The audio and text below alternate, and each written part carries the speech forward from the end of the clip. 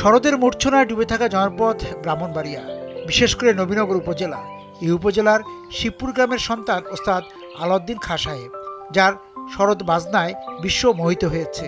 তার ঘরানা বা উত্তরসূরি ছাড়াও এই জনপদের হিমাংশু দত্তের সুর কিংবা সাতমোড়া গ্রামের মলয়া সঙ্গীতের জনক মনমোহন দত্তের বাণী যেন ভেসে বেড়ায় ইথারে।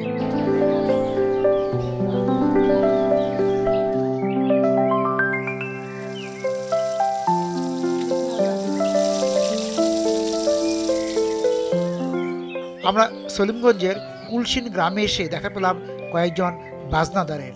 বাদক বা বাজনাদারের গ্রাম বলে কুলসিনের সুরের জাদুর খবর সবার জানা।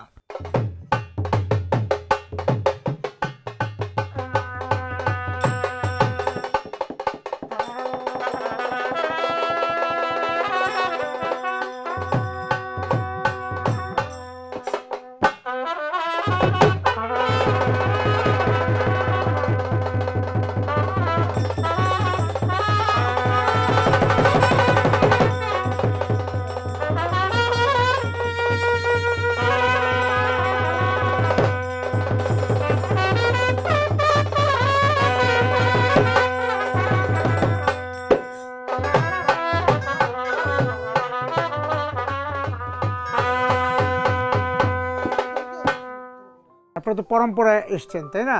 মানে দাদা, বাবা, দাদা এইভাবে। হ্যাঁ, এবং এখানে কি কি বাজনা আপনারা বাজান? যেরকম এটা ট্রাম্পেট, এটা তো বিদেশি ইনস্ট্রুমেন্ট।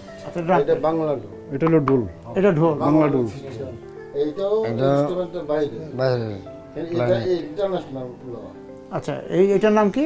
ক্লারিনেট। আর আপনারটা? ট্রাম্পেট। ট্রাম্পেট।